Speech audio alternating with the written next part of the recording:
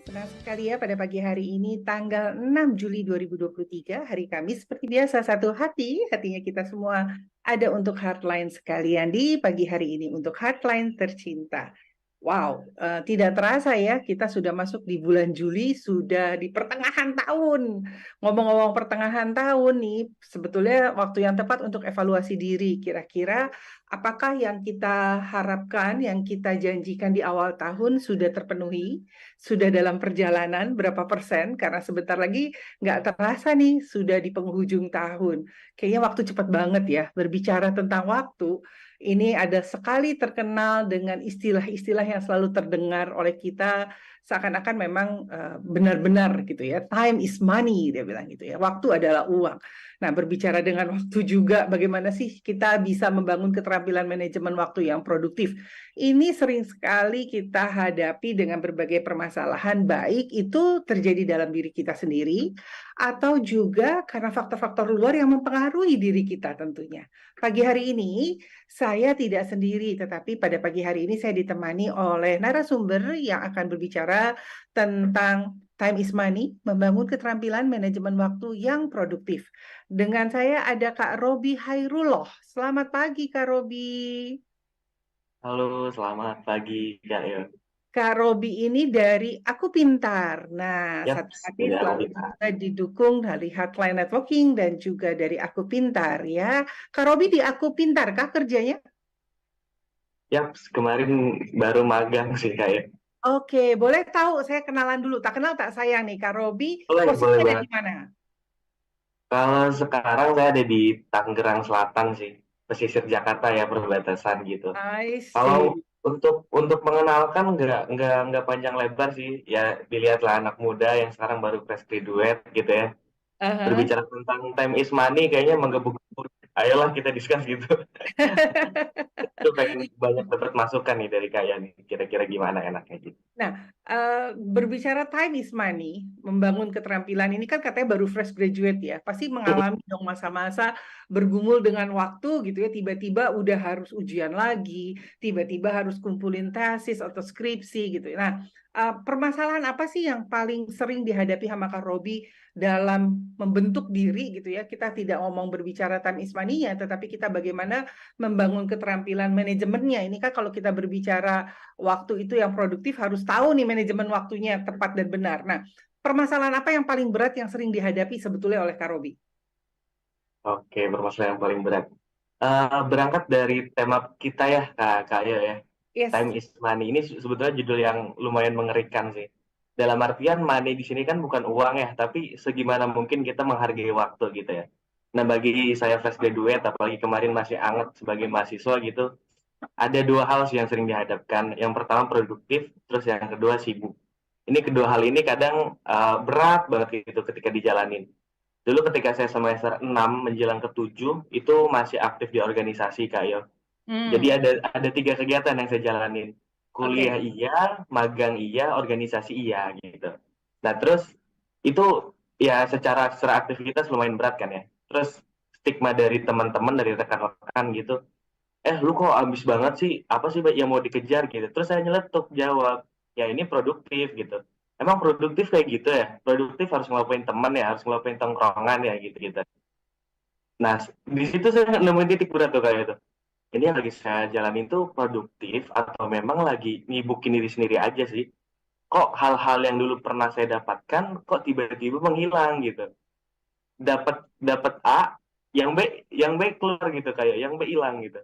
Itu sih Mhm. berat banget. Wow. Em, Tadi dibilang tiga ya, tiga keterampilan dalam satu waktu, satu satu hari gitu ya, berbagi waktu. Nah, em, orang sering bertanya sama seperti itu. Maksudnya apa sih yang dicari gitu loh? Kok nggak punya waktu buat sendiri? Pada saat itu, apakah Kak Robi juga merasakan I don't have my own time? Atau sebetulnya waktu saya pada saat di sana lah gitu loh. Saya merasakan that's my time. Apa ya, dibilang produktif atau enggak, kayaknya kita harus tahu definisi produktif dulu deh Kak di awal-awal. Oke. Nah, ini yang saya Kan suka. Silakan. iya, iya. Maksud dari definisi produktif itu bukan berarti kita kembali ke kata atau definisi arti dari produktif ya. Ya. Karena Saya merasa menjalankan suatu hal itu dinilai produktif atau enggak setelah saya tahu nih, oh ternyata ada ya hal yang bisa dibilang produktif ataupun enggak gitu. Nah, Mhm. seperti yang saya contohkan tadi ya di awal kayak ya, setelah Ya, ngejalanin beberapa hal, lah kok kehilangan beberapa hal gitu. Oh mhm. ternyata kalau kita mau dibilang produktif, kita juga harus menata dulu nih. Kan kalau kalau orang mau mau produktif gitu ya, ada beberapa hal atau kalender-kalender aktivitas sehari-hari gitu yang harus kita list dan kita laksanakan gitu ya. Nah, setelah saya mendalami apa sih produktif, gimana sih cara orang-orang menjalani aktivitas yang memang bermanfaat gitu-gitu ya. Nah, setelah saya makin tahu definisinya, saya gali lebih dalam, oh ternyata ini loh produktif gitu. Kurang lebih gitu sih Kak ya. Jadi bisa dikesimpulan produktif adalah Oke, kalau disimpulkan produktif, ini aktivitas yang membuahkan hasil aja gitu Kak ya. Kalau aktivitas yang membawakan hasil. aktivitas yang Nah, membuahkan hasil itu produktif. oke, kalau misalnya kita bilang aktivitas yang membawakan hasil, apakah pertanyaannya kalau dia tidak membawakan hasil artinya tidak produktif? Menurut Kak Robi bagaimana?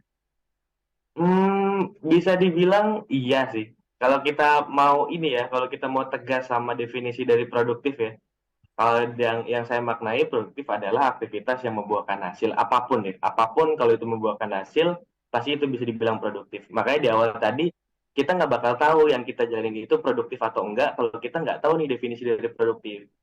Oke.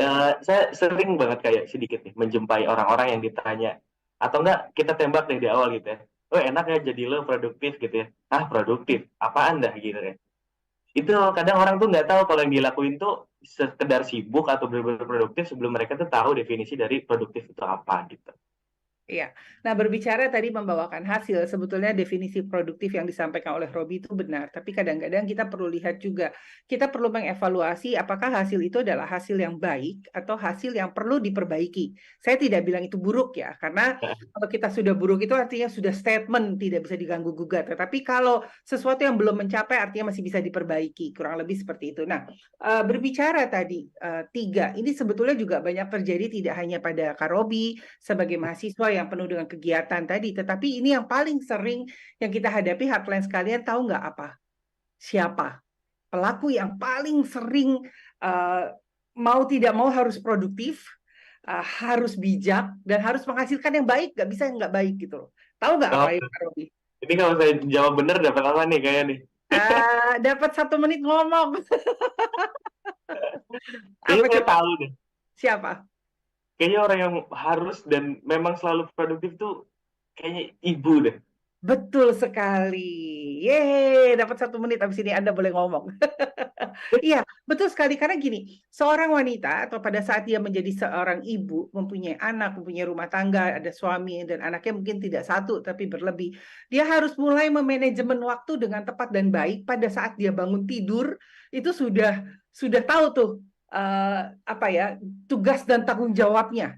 Mesti ngapain, ngapain gitu. Apalagi kalau anaknya sampai banyak ya, kadang-kadang kan di zaman di atas saya tuh masih anak 5, 6, 7 itu. Saya tuh suka pikir, wah ini hebat sekali ya. Seorang ibu itu 24 jam, 7 hari, 365 hari dalam 1 tahun, dia akan selalu berproduktif dan berusaha memberikan yang terbaik.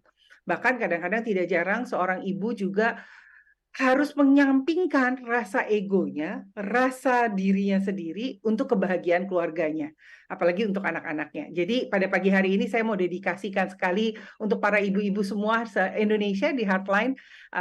Anda ibu-ibu semua adalah orang-orang yang luar biasa, adalah karya agung Tuhan yang diciptakan dengan multitasking. Katanya kalau perempuan itu banyak multitaskingnya daripada pria, gitu ya. Kalau dikasih tugas 5 bisa diselesaikan 7. Kalau pria dikasih 5 ingatnya cuma 1. Kurang lebih seperti itu. Oke, kita kembali lagi kepada keterampilan manajemen. Kalau tadi dikatakan bagaimana bisa produktif atau tidak, apa sih yang paling menghambat dari diri sendiri? Dari diri sendiri ya, dari Kak Robi pada saat misalnya 3 kegiatan tadi berbenturan waktunya. Apa yang Kak Robi rasakan, apa yang Kak Robi saat itu merasa hambatan terberat gitu buat saya tuh apa? Mungkin bisa diberbagi pada pagi hari ini dan kita mungkin akan sama-sama, saya belajar pada pagi hari ini dan Heartline sekalian juga belajar, dan saya juga mengundang untuk Heartline se-Indonesia yang ingin bertanya atau berkomentar, silakan ya, saya tunggu. Silakan Kak Robi. Boleh banget nih Sobat Heartline, minta masukan ya nih buat anak muda yang masih pelin-pelan ini. Kalau ditanya apa yang berat, apa sih yang apa ya mengganjal gitu ya, Ya, yang dibilang di awal sih konsep di awal kembali lagi Kak ya.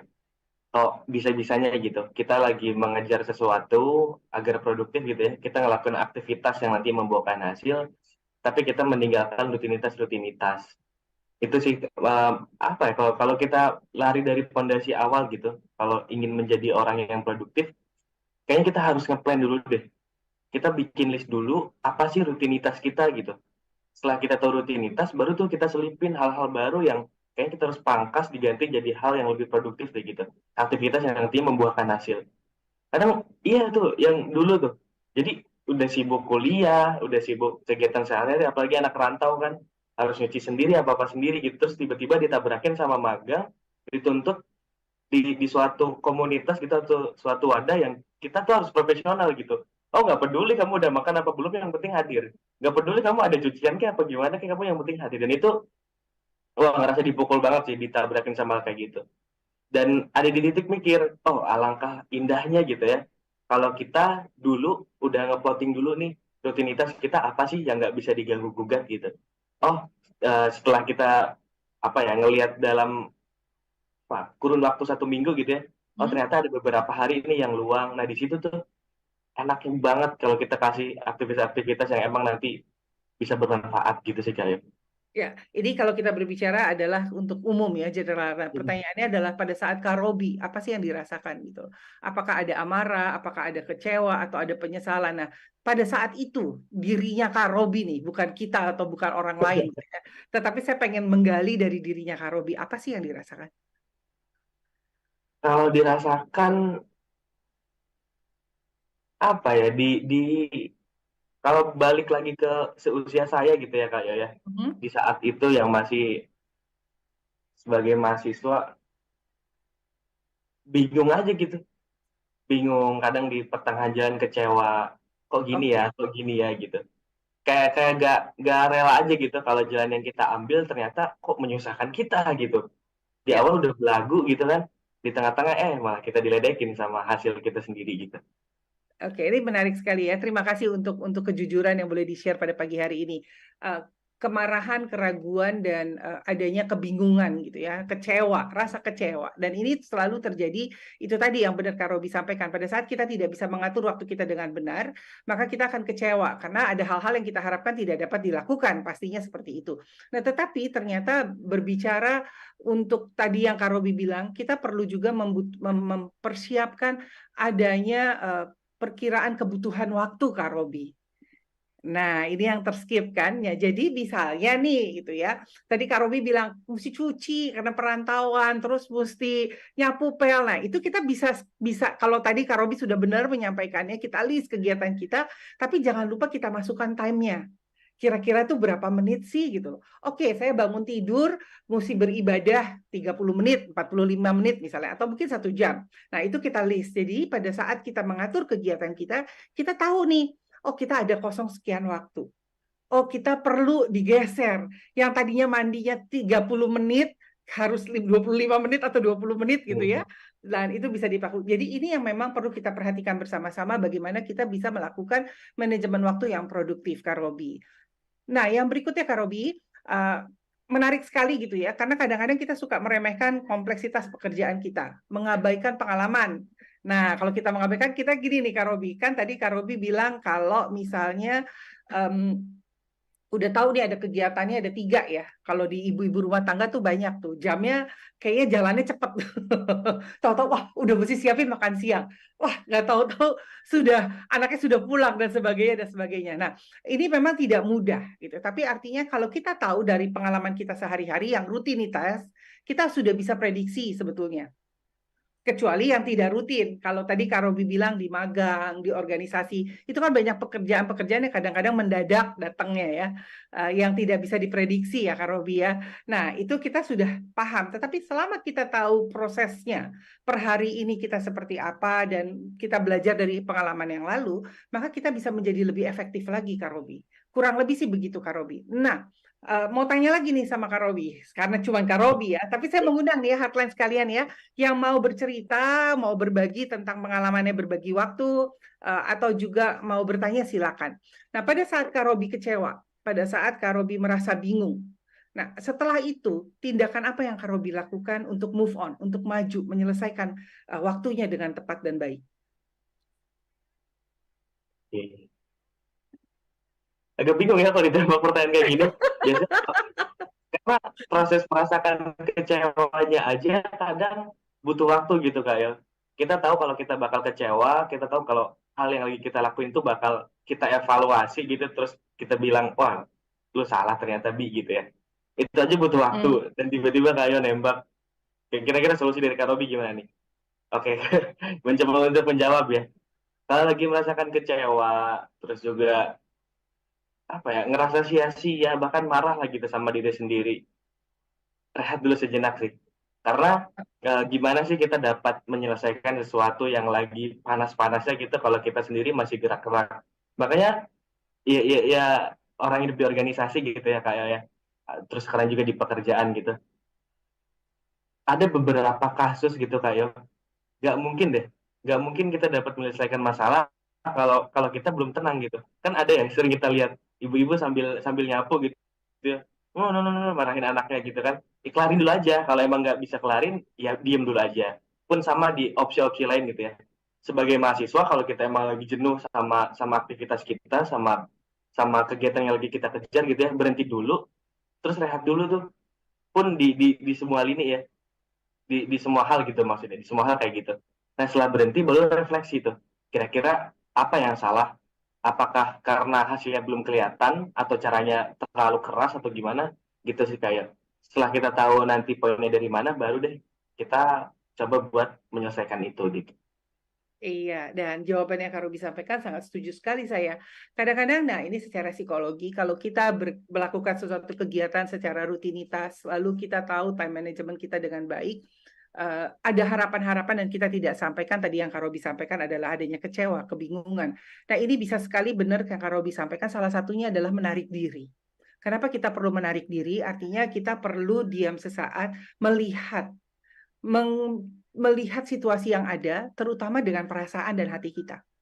Bagaimana kita berdamai pada diri kita. Jadi pada saat kita marah, pada saat kita kecewa, yang kita tarik bukan melihat permasalahannya, kenapa kecewanya atau kegagalannya, tetapi kita berdamai dulu dengan hati kita. Kita bisa sampaikan kepada hati kita, misalnya nih Kak Robi, I will be fine, saya akan baik-baik aja, saya bisa menyelesaikan masalah ini. Jadi put the positive thinking, taruh kata-kata, kalimat-kalimat yang baik, yang membuat kinerja dari otak sampai badan kita dan pikiran kita melakukan hal yang baik dan positif pastinya. Nah, pada saat itu kita baru bisa masuk lagi ke dalam dan biasanya itu kalau sudah begitu tuh lihatnya lebih jernih. Bisa ngerti, oh ternyata saya salahnya di sini nih. Harusnya saya lakuin ini dulu, tetapi ini begini. Nah, ini akan menjadi pembelajaran. Tetapi juga bisa dilakukan misalnya Kak Robi tidak hanya menarik diri dan berdiam. Kita tentu punya kebiasaan, kesukaan atau hobi yang kita sebut. Ya kan?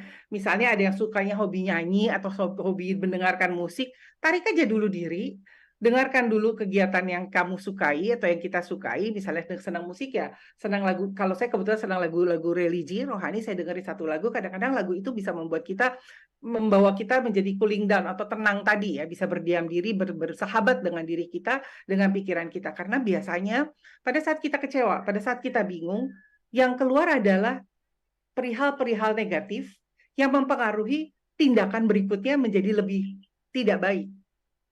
Jadi kalau udah jatuh layer satu jadi layer kedua, layer ketiga gitu. Tetapi Betul Bang. ada baiknya juga kita bisa misalnya tanya pendapat. Nah ini opsi berikutnya nih. Tanya pendapat kepada orang yang dekat sama kita. Misalnya pada saat kita berorganisasi, kita ada satu kesalahan yang kita lakukan. Oh, kita dekat sama teman si A yang posisinya di sesuatu gitu ya.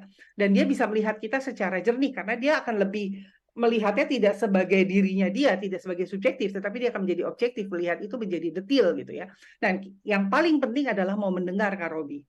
Kadang-kadang kalau kita bingung, kalau kita kecewa, untuk mendengarkan itu sulit. Bener banget. Sulit sekali karena merasa gue udah bener kok. Aku tuh cuma perlu didengar, aku cuma perlu cerita. Padahal pada saat kita punya masalah, kita tidak hanya perlu cerita saja, tapi kita perlu mendengar, membuka kuping kita, membuka hati kita, dan mendengar kira-kira apa yang dia sampaikan baik apa tidak, bisa kita lakukan apa tidak. Yang disampaikan itu tidak selalu harus kita terima loh, tidak selalu harus kita lakukan loh Kak Robi. Ya kan? Nah, pada saat kita bisa melakukan itu, maka kita akan mengerti loh kalau kita bilang time is a money. Money di sini yang tadi Kak Robi bilang adalah bukan artinya uang gitu, tetapi memang bagaimana setiap detiknya, setiap menitnya, setiap jamnya, akhirnya kita bisa memahami tindakan-tindakan yang baik. Pada saat kita melakukan tindakan yang baik, maka itu yang disebut inner beauty, Kak Robi. Karena dengan sendirinya akan keluar tuh muka kita akan lebih berseri-seri, Masih kita asik punya. ya. Iya, betul seperti itu ya. Nah, pertanyaan berikutnya nih sama Kak Robi, berbicara manajemen waktu. Sejak kapan sih Kak Robi paham pentingnya manajemen waktu? Nah ini enak banget nih. Kalau ini ngejawabnya pede banget nih kayak ini. Karena Asik, backgroundnya dari manajemen ya. Karena background dari manajemen. Dari kata manajemen aja kan itu udah prodi saya gitu ya. asik. Manajemen kan seni mengelola gitu ya. Ya, Nah kalau kita alihkan ke manajemen waktu, gimana cara kita mengelola waktu sebaik mungkin supaya kita bisa gunakan seefektif dan seefisien mungkin. Kalau ditanya sejak kapan, bahkan sebelum mengenal istilah manajemen pun sebetulnya sudah menerapkan sih kayaknya. Karena awal-awal kan dulu sempat seambis ya kayak anak muda zaman sekarang mungkin kalau seusia saya kan yang fresh graduate ambis masuk ke perusahaan-perusahaan dan pengen masuk PTN favorit lah gitu ya. Nah di waktu itu sering juga dan pernah ada di titik oh kayaknya kita harus buat manajemen waktu deh gitu di planning. Benar kata kalian tadi di awal pagi harus ngapain sih, siang ngapain, sore ngapain, bimbelnya kapan dan sebagainya. Di situ sih udah mulai mengenal sih kak ya di usia-usia SMA. Ngerasa kalau ini gak bakal bisa nih kalau cuma sekedar ngalir berhenti dari satu aktivitas nunggu capek gitu ya itu nggak efektif banget sih. Makanya sebelum capek kalau emang waktunya udah selesai, selesai aja dulu, kelarin yang lain terus gitu. iya. Nah, kalau tadi Kak Robi bilang saya mulai menyadarinya SMA, artinya pada saat seseorang atau individu itu mulai mengerti pentingnya mengatur waktu. Tapi sebetulnya kita diajari manajemen waktu itu sejak kita lahir. Wah, sekak lagi. Bener sih. Tapi benar kan, sejak kita lahir kita sudah dilatih, tapi kita belum sadar. Nah, kesadaran orang mengerti manajemen waktu berbeda-beda, Kak Robi. Ada yang SMP, ada yang SD, ada yang SMA, bahkan sudah kuliah selesai pun belum ngerti-ngerti gitu loh. How to-nya, bagaimana dia mengatur waktunya sendiri. Tetapi kalau kita sadar nih, hardline sekalian semua, kita sudah dilatih manajemen waktu kita dari kita bayi. Kita tahu kapan kita mesti makan, kita tahu kapan kita mesti ganti popok, kita tahu kapan kita nangis karena apa gitu ya. Dan kita sudah dilatih oleh orang tua kita bermanajemen dengan baik. Contoh misalnya ya pada saat anak-anak masih usia dini ya, saya coba turun dulu, kita nanti masuk ke usia dewasa ya. Pada saat kita anak-anak usia dini, pada saat mereka belajar, pada saat mereka bermain, kita akan bilang, ayo waktunya sudah selesai bermain, rapihkan, sekarang kita mesti makan. It's about waktu. Itu adalah waktu. Bagaimana kita diperkenalkan waktu kapan kita harus melakukan sesuatu berganti kepada sesuatu. Okay? Dan itu terus terjadi sampai kita masuk ke dunia pendidikan. Ada jam pelajaran. Pada saat berbunyi kita tahu, wah pelajaran ini udah selesai, bukunya ditaruh, dikeluarkan buku yang berikutnya. Okay. Lalu pada saat kita kuliah, jadi memang gradasi manajemen waktu ini kita sudah diperkenalkan dari kecil sampai kita dewasa. Cuman pada setiap individu kepentingannya, kesadarannya yang berbeda-beda.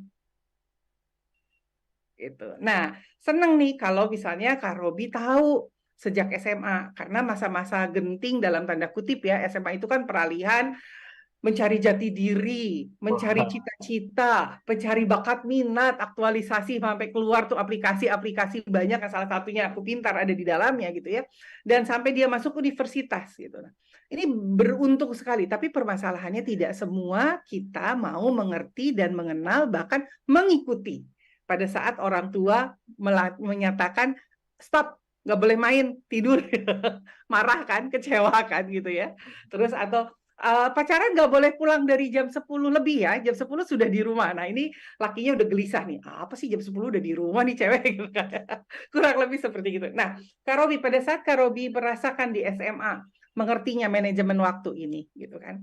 Apakah Kak Robi juga bisa bercerita kepada teman-teman pada saat Kak Robi melihat teman-teman misalnya ada yang mengalami kekecewaan, ada yang merasakan kebingungan seperti yang Kak Robi rasakan. Atau Kak Robi sebetulnya ya biarin aja deh gitu. Mereka akan belajar dengan sendiri. Atau mungkin juga pernah nggak ada teman yang datang ke Kak Robi bertanya. Kalau ditanya gitu ya kayak ya, ini mungkin sedikit menyinggung yang tadi di awal gitu. Sebetulnya kita Yes. dari kecil diatur mengenai manajemen waktu. Mhm. Memang kita sudah dikenalkan dengan manajemen waktu, cuman manajemen waktu tuh akan ideal sekali kalau dari kita sendiri gitu kayak yang menjalankan dan yang apa ya, inisiatif dari diri sendiri lah intinya. Sering banget tuh waktu kecil gitu ya, mama gitu, semoga mama gak nonton ya. Kalau pakai nonton pakai juga nggak apa-apa. Dia melihat perkembangan anak yang luar biasa sekarang. pakai pakai kayu gitu, pulang udah maghrib nih, udah sore, main bola terus gitu gitu kan. Nah, kalau kita belum paham manajemen waktu, kita ngeliat itu justru kayak dimarahin gitu. Padahal kan yang ingin diajarkan tuh esensi dari waktunya loh gitu. Ini Iya. udah mau malam loh, pulang loh gitu. Pun sama di sekolah juga kayak gitu.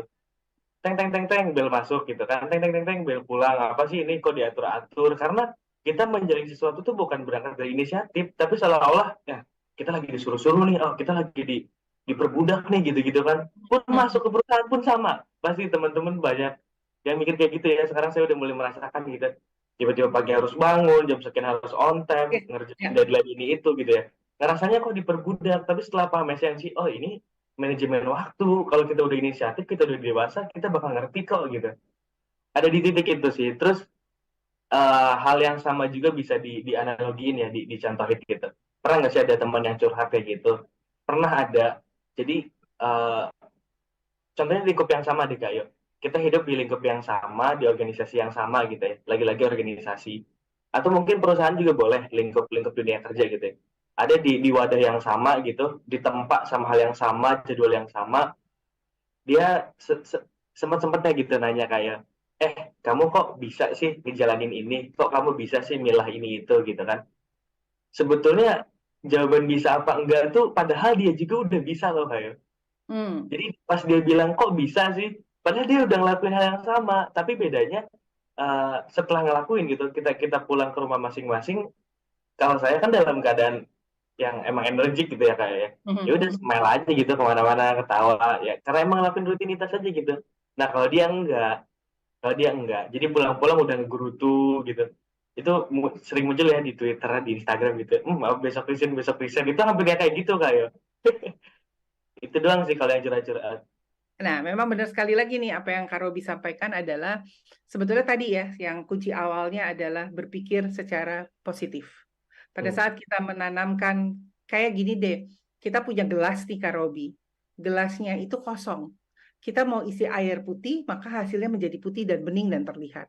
Tapi kalau kita mau isi air kotor, air comberan, kebayangkan kayak apa? Nah, anggap aja otak kita tuh seperti itu gitu.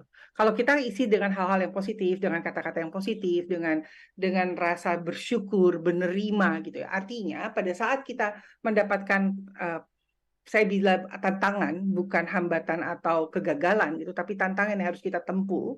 Nah, maka kita akan mudah mengaktualisasinya dengan baik.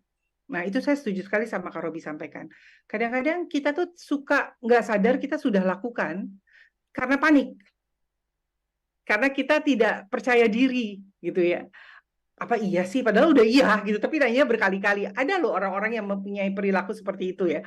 Udah kok, udah aman, ayo bener gitu ya. Atau misalnya kayak gini, kalau di psikolog tuh ada salah satu penyakit ya, ya kalau kayaknya mesti ngunci pintu di make sure 5-10 kali sebelum tidur gitu ya. Nah, ini hal-hal yang seperti itu yang perlu kita perhatikan. Jadi memang pada saat kita mengetahui keadaan kita pada saat kita mengetahui kegagalan atau kita tahu kita harus bangkit gitu ya dari sesuatu peristiwa karena kekecewaan yang tidak kita bisa sampaikan, kalau tadi katanya adalah produktif supaya dapat menghasilkan, maka kita akan mengevaluasi. Tetapi sadar gak sih Kak Robi, saat ini yang paling banget mudah membuat sesuatu tidak produktif itu apa? Paling gampang. Paling gampang mungkin bisa Dan bilang itu sering sekali dilakukan sama kita semua. gadget kali ya, handphone ya, Itu toolnya, alatnya. kayak alatnya. Media sosial, Itu alatnya. alatnya juga. Kata sifat kerjanya apa? Nanti, Nah, ogah-ogahan gitu. Kak, mudah terdistraksi, Kak. Oh, ke distract gitu ya, gampang ke distract ya. Betul, bahasa Inggrisnya distract ya, bahasa Indonesianya terdistraksi. Artinya itu tadi, yang Kak Robi sampaikan tuh benar tuh. Ada media sosial, ada handphone, ada macam-macam gitu ya. Nah, kita seringkali seperti itu sehingga kita tidak bisa memproduktivitaskan waktu kita dengan baik. Kita sulit untuk mengatakan tidak pada saat misalnya teman dekat ngajak kita pergi sementara kita punya PR atau punya tugas.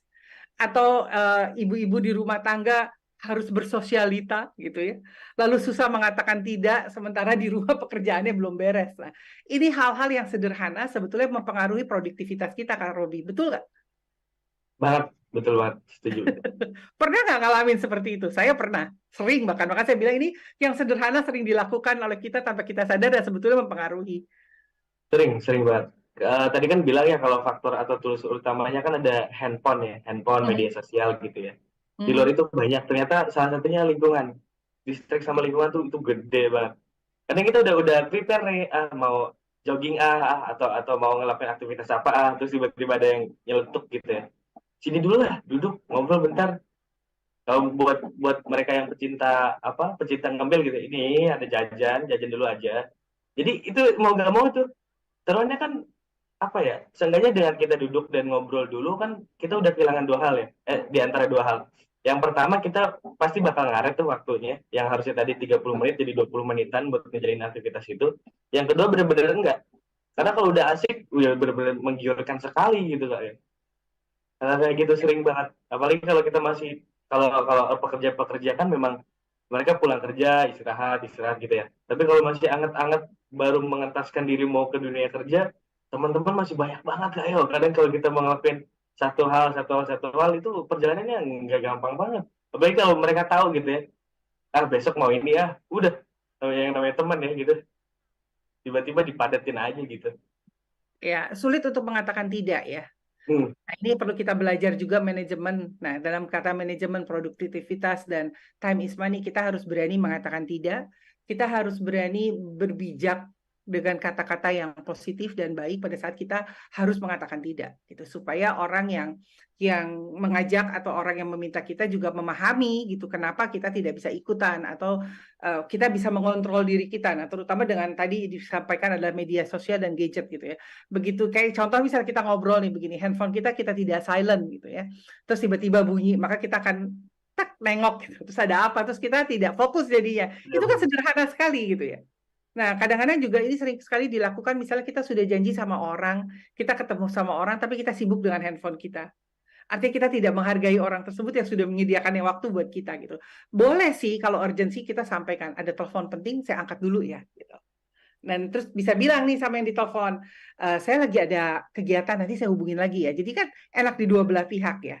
Tidak asal kesannya arogansi gitu ya. Nah, memang terdistraksi ini memang sekali yang sering didapatkan kalau di ibu-ibu rumah tangga, mungkin yang di rumah nih sering sekali terdistraksi dengan cerita-cerita di TV. Ya, wah, terbawa wah ini seru nih, tanggung satu lagi series biasanya ya.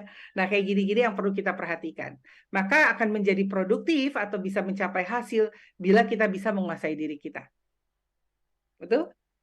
Kak betul. Robi, aku mau tanya lagi, menurut Boleh. Kak Robi, rutinitas sama habit sama nggak? Karena terkaitan dengan produktivitas, kita sering, tadi kan kita sudah ngobrol nih di awal, bagaimana kita mengatur kegiatan kita dari kegiatan sehari-hari, timeline kita buat, atau schedule atau jadwal ya. Nah, tetapi juga pertanyaannya adalah rutin sama habit sama nggak? Tipis Menurut ya. Kak Robi. Oke oke, kalau habit juga kan merupakan kebiasaan yang sudah menjadi budaya ya kak ya, ya. Ya, Sementara rutinitas yang memang itu kegiatan yang kita jalankan sehari-hari. Dibilang sama enggak mungkin. Karena si rutinitas itu ya dia buah dari si habit itu sendiri gitu ya. Gimana ya contohnya ya? Seumpama kita punya habit nih kayak kita punya habit terbiasa bangun di jam 6 pagi gitu. Terus rutinitas kita tuh mulai dikerjakan tuh di jam 7 gitu ya. Di jam 8 nih biar contohnya agak gampang. Aktivitas mulai dikerjakan di jam 8. Sebetulnya kalau emang kita hidup berdasarkan rutinitas gitu ya, kita bisa loh bangun di jam 7 gitu. Bangun jam 7 dan masih ada space waktu tuh 1 jam buat menyiapkan ke pekerjaan gitu ya. Tapi kalau emang udah habitnya bangun jam 6, udah budaya dari kecil gitu, dari kecil, ya tetap aja bangun jam 6 gitu. Apa ya, kalau mungkin kalau disimpulkan, kalau rutinitas itu tuntutan sehari-hari, habit itu budaya yang udah mendarah daging gitu sih. Kalau dari kacamata saya kayaknya. Ya, ya, saya tidak akan bilang itu benar atau salah, karena itu kan dari pandangan Kak Robi. Dan yang pasti adalah kita pernah belajar 7 habit, right? Atau 7 kebiasaan. Nah, yang Kak Robi bilang kan ada rutinitas, benar sekali gitu ya. Apa yang kita sampaikan dengan Kak Robi itu sudah mewakilkan. Tetapi izinkan saya menyempurnakan lagi, walaupun tentu tidak sesempurna apa yang ada gitu ya. Ini versi sempurnanya Yohana ya. Jadi balik lagi headline sekalian, yuk kita sama-sama belajar, sama-sama memahami, dan saya pada saat pagi ini juga belajar bersama-sama dengan pembicaraan ini. Bagaimana kita melakukan rutinitas. Jadi kalau kita terbiasa bangun jam 5 contohnya, setiap pagi menjadi rutin jam 5, maka itu akan menjadi habit, menjadi kebiasaan. Alarm kita akan mengatakan kepada tubuh kita jam 5 kita bangun, maupun jam berapa kita tidur. Okay. Pada saat kita tidur jam 8 malam, ya jam 5 bangun. Pada saat kita tidur jam 3 pagi, jam 5 bangun. Karena sudah ada clock atau alarm yang menyatakan itu habit tadi untuk bangun. Kenapa terbentuk? Karena adanya rutinitas. Nah, pada saat kita melakukan produktivitas waktu, maka kita memerlukan rutinitas yang tepat. Makanya tadi kenapa diperlukannya waktu yang kita taruh pada saat kita melakukan jadwal. Mandi berapa lama, ini berapa lama. Ini sering sekali saya share pada saat saya melakukan pelatihan di kelas gitu ya. Saya minta nih para yang hadir saat itu mengingat kembali pada saat dia bangun tidur sampai dia datang di sekolah atau di kelas yang ada saya lakukan gitu ya. Apa saja dan diperlukan berapa lama. Itu ditulis secara spesifik detail. Nah, kalau ini kita bisa lakukan, pada malam hari kita lihat, kita akan tahu tuh misalnya, ternyata ada waktu-waktu yang tidak produktif loh. Okay. Ternyata ada waktu-waktu yang seharusnya kita bisa lakukan untuk yang lain yang bisa produktif. Nah, kalau ini kita lakukan secara rutin, maka kita akan terbiasa memiliki habit atau kebiasaan bahasa Indonesianya, sehingga kita paham tuh. Udah nggak perlu lagi timing yang saya mesti lihat nih, bener nggak ya 5 menit, bener nggak ya 3 menit gitu ya, kayak ada timekeepernya, nggak, kita nggak perlu sampai seperti itu. Kenapa? Karena kita sudah terbentuk, karena kita sudah mengikuti rutinitas itu menjadi habit kita. Nah, makanya produktivitas itu bisa dilakukan. Biasanya di dalam pekerjaan sederhananya gini, Kak Robi. Kalau seorang desainer, dia bisa mampu mendesain gambar dalam waktu 1 jam, 1 gambar dengan hasil yang baik. Tetapi ada orang lain yang menggambar itu butuh 5 jam dengan hasil yang baik, sama baiknya. Perbedaannya 1 dan 5. Nah, ini kita bisa evaluasi. Makanya kita membutuhkan kadang-kadang seseorang model atau kegiatan yang sudah kita lakukan menjadi patokan dalam mencapai produktivitas, dalam mencapai manajemen waktu. Paham ya, Kak Robi ya? Supaya kita ada mengerti bahwa, oh kalau yang lain bisa 1 jam, kenapa saya butuh 5 jam? Apa yang evaluasi apa yang saya mesti lakukan? Nah, sehingga kalimat time is money tadi bisa terjadi benar-benar time is money. Okay. Nah, dalam hal ini, gimana Kak Robi? Jadi harus ada pembanding ya, supaya kita tahu tolak ukur dari si produktif itu. Betul sekali, bahasa sederhananya tolak banding atau tolak ukur gitu ya. Nah, ini yang memang menyenangkan sekali kalau kita bisa mempunyai hal seperti ini. Jadi kalau tadi saya tanya, rutin sama habit sama apa enggak sih? Bedanya apa gitu. Yang Kak Robi sampaikan benar banget gitu. Tapi balik lagi, bagaimana kita memiliki kebiasaan pada saat bangun kita harus beribadah dulu gitu ya. Yang Muslim sholat subuh, yang Kristen baca Alkitab, yang Buddha hidup melakukan juga ritualnya gitu ya. Nah, ini kan sesuatu kebiasaan yang dilakukan secara rutin. Kayak gini dia habis makan harus minum. Kalau nggak minum rasanya gimana? nggak bisa. Nggak enak gitu ya, kayaknya ada yang kurang gitu ya. Kan Bahkan habis meskipun makan. makan es campur tetap harus minum deh kayaknya. Bukan Nah, karena itu haus. dia. Kenapa? Karena kan sudah menjadi rutinitas. Habis makan minum. Nah, yuk kita perlakukan waktu kita dengan produktif seperti itu gitu. Bagaimana kita bisa membandingkan dulu dengan contoh yang baik yang menjadi mungkin idol kita, idola kita gitu ya. Kalau seseorang pengen tenis dengan baik, dia harus latihan tenis dengan luar biasa. Kalau seseorang pengen menjadi pembicara, dia harus latihan di depan kaca mungkin dengan.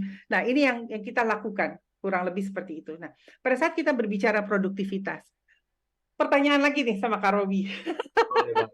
Kita bertanya dan berjawab bersama-sama hotline sekalian ya. Pada saat Kak Robi merasakan dan mendapatkan hasil yang baik yang dikatakan dengan produktivitas, apa yang Kak Robi rasakan dan apakah ada reward untuk itu? Nah, ini menarik banget nih.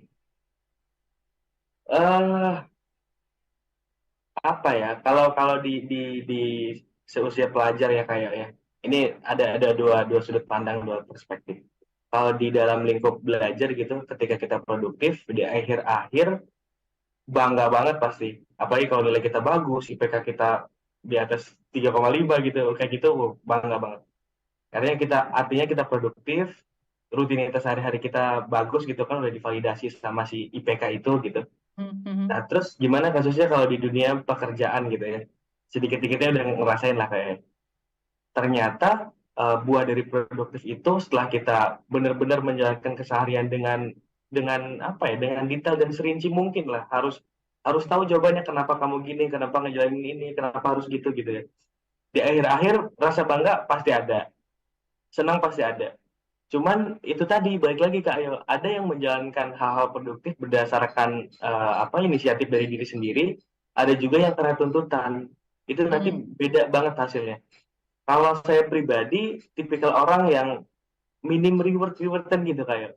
Karena apa? Saya ngerasa ngejalanin sesuatu yang sekarang dijalanin tuh ini nggak berat kok. Ya ini emang keseharian gitu. Ini ya emang harusnya gini gitu. Nah, makanya ngerasa sedikit aneh kadang. Cuman bukan menyalahkan teman-teman yang ada di posisi ini ya. Ini sedikit apa ya? Sedikit kok beda ya dari saya gitu. Dalam hati gitu. Ada teman-teman gitu ya yang setelah sebulan jalanin rutinitas, produktivitas gitu ya, kerja dan sebagainya. Terus daerah-daerah, ayolah shift reward lah, kita kemana lah, healing lah, gitu-gitu lah gitu. Itu juga ada gitu. Cuman tipikal saya yang tadi di awal gitu, saya nggak yang benar-benar tiba-tiba boom di akhir. Ketika udah kelihatan hasil, boom, kita ngapain, kita beli apa, kita ngapain itu nggak terlalu sih kak ya. Karena merasa kalau yang dijalanin tuh itu bukan sesuatu yang wah yang harus banget dibanggakan gitu. Ya memang harusnya gini gitu aja. Kalau kita mau ngomongin reward, bah, di rumah saya mungkin bakal di rumah kita semua mungkin ya bakal banyak barang-barang antik, barang-barang mewah. Karena setiap bulan pasti mama reward gitu ya. Karena udah goal sama rutinitas sama prioritasnya gitu, produktivitasnya gitu kayak. Oke, Kurang balik lagi ya, ini kan adalah wacana dan tanggapan dari seseorang. Jadi kita tidak bisa mengatakan itu benar atau salah. Tetapi menurut ini balik lagi, menurut kacamata Yohana Elizabeth gitu ya. Kadang-kadang memang kita perlu menaruh reward. Artinya ada pencapaian yang kita dapatkan dan kita tahu perjuangan mencapai itu adalah sesuatu yang sangat berharga yang membentuk kita menjadi diamond atau mutiara gitu ya. Itu menjadi diamond dan mutiara itu sesuatu yang tidak mudah pastinya. Dan pada saat kita mencapai itu kita tidak ada salahnya untuk mendapatkan reward. Reward di sini tidak harus selalu benda-benda, tidak harus selalu barang-barang mewah, tidak selalu harus barang-barang yang mahal. Kadang-kadang sederhana mungkin misalnya kita bisa mengatakan kepada diri kita, ini saya sering lakukan, terima kasih ya sama tubuh saya hari ini, saya bisa melakukan, saya tahu banget nih hari ini perjalanan saya capek sekali dari ujung ke ujung gitu ya. Saya harus nyetir sendiri atau saya harus meeting dari pagi sampai malam. Kalau orang bilang otaknya mau kebakar gitu ya, tetapi saya bisa bilang pada malam hari ini terima kasih ya my brain, you are so great, you help me. Nah, itu adalah reward. Dan itu akan berdampak pada diri kita secara psikologi sehingga kita bisa melakukan lagi tadi menumpuk hal-hal yang positif-positif. Lalu kapan sih kita misalnya perlu reward yang dalam bentuk Apakah itu hadiah, apakah itu jalan-jalan, ataukah itu sesuatu yang menyenangkan. Kita yang menentukan diri kita sendiri. Karena pada saat kita melakukan sesuatu yang baru, kita tahu produktivitas seperti apa, manajemen waktu kita seperti apa, dan kita berhasil, tidak ada salahnya kita merayakan keberhasilan. Tetapi balik lagi, lihat kemampuan kita.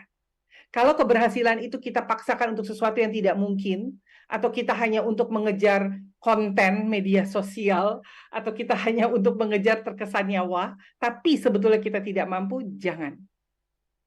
Karena reward yang terindah adalah mengucap syukur kepada diri kita dan terlebih mengucap syukur sama Tuhan. Wah, Reward ini yang jadi terindah. story hari ini ya. Quotes of the day itu. Iya, ya jadi balik lagi perlu reward, sangat perlu. Karena dengan demikian pada esok harinya, pada saat kita melangkah atau pada kegiatan baru atau adanya tantangan baru yang kita harus selesaikan dengan produktivitas, kita bisa bilang it was nothing. Karena saya pernah melalui lebih dari ini. Atau pada saat kita mengalami kesulitan, kita akan lihat lagi, dulu kayaknya lebih sulit. Atau mungkin ini sekarang lebih sulit. Kalau dulu saya bisa, kenapa sekarang enggak?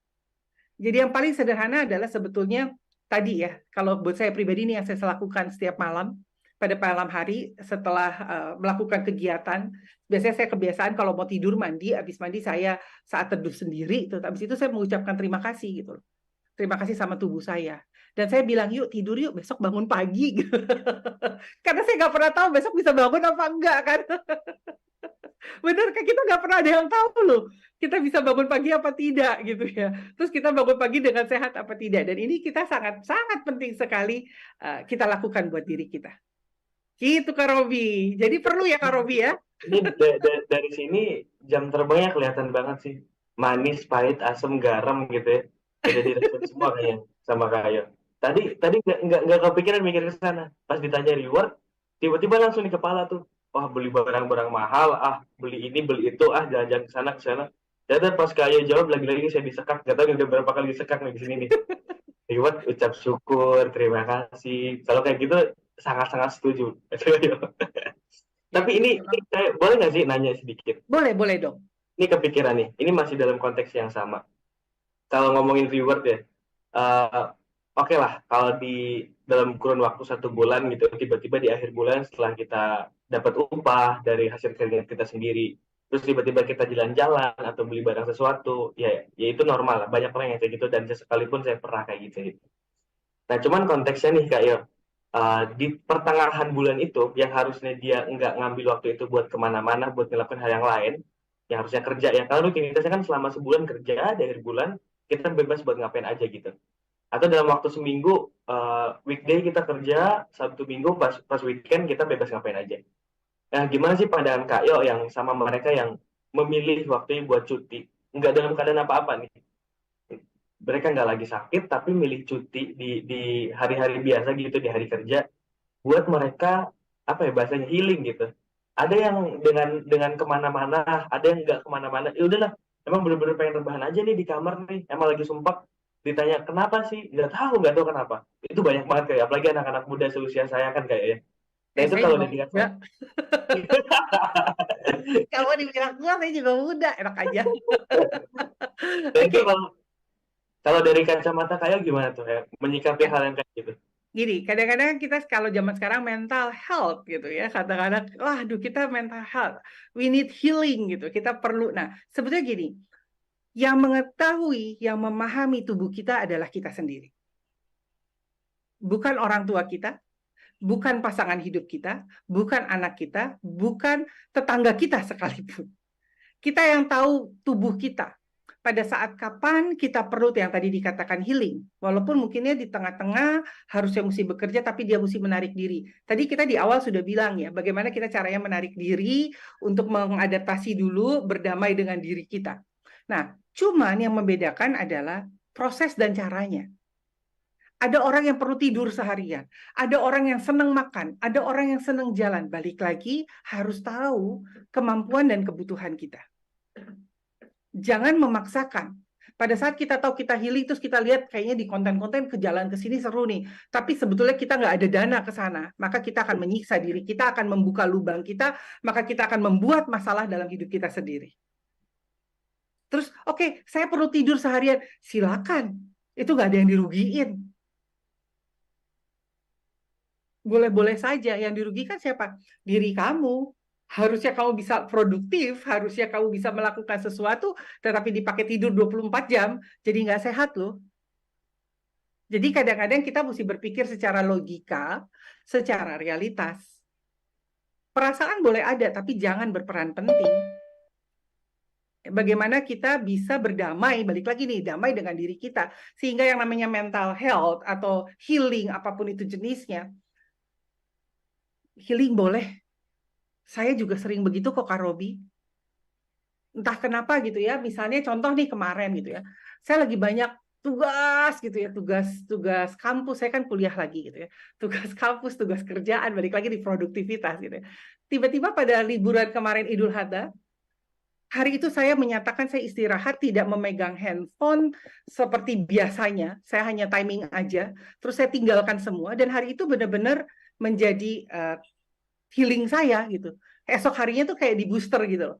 Nah, ini perlu sekali. Ya, gitu Kak Robi, bisa diterima ya kurang lebih ya. Nah, bisa. Tadi harusnya kita rekam ya teman-teman, nanti kasih ke atasan gitu ya. Tuh boleh kok ternyata healing tiba-tiba cuti. Soalnya banyak banget dapat Kan dulu, kerjaan jangan yang bilang boleh. tiba-tiba cuti. Cuti itu harus dijadwalkan loh Kak Robi. Dan di ACC. Ya, Ya, betul. jangan jadi ini Nah, menjadikan satu senjata nanti ya. ya, itu poinnya itu Kayo. Jadi eh, kenapa sih pernah itu berangkat? Karena satu, saya pengen tahu jawaban Kayo dari sisi psikologisnya gitu ya. Boleh nggak sih kayak gitu? Oh, ternyata setelah kita mengetahui keadaan pribadi gitu ya, ngerasa butuh healing atau enggak, butuh istirahat atau enggak, mental kita aman apa enggak, dan dirasa butuh boleh gitu ya. Cuman kenyataannya di apa ya, di tempat kita sekarang gitu Kayo, banyaklah dengar dari cerita teman-teman, bahkan sharing-sharing bareng juga, pengen deh kayak ini, pengen deh ke sana, pengen deh ke situ, tapi kok tiba-tiba uh, lagi ada sialnya tuh, lagi ada di lingkungan yang oh nggak boleh, Ya, nggak bisa kamu ngambil cuti, orang mau udah ada weekend udah ya. gitu Oke. gitu. Ya, ini adalah pembelajaran-pembelajaran pagi hari ini yang kita bisa sama-sama dengarkan, dan saya pribadi juga belajar pada pagi hari ini. Dan tidak terasa nih Kak Robi, sudah waktunya 1 jam, tidak terasa harus kita sudahi, tetapi satu hati akan kembali di Kamis mendatang dengan tema dan narasumber yang berbeda. Biarlah pada pagi hari ini kita bersama-sama bisa mengerti arti produktivitas, kita bisa memahami bagaimana membagi waktu dengan tepat, dan jangan lupa bersyukur. Berterima kasih pada diri kita sendiri karena diri kita sudah membawa kita satu hari menjadi hari yang produktif, sehingga time is money benar-benar terjadi. Akhirnya saya Yohana Elizabeth Harjadinata. Terima kasih untuk Robi Hairullah yang bersama pada pagi hari ini. Sampai bertemu Kamis mendatang. Satu hati, hatinya kita semua.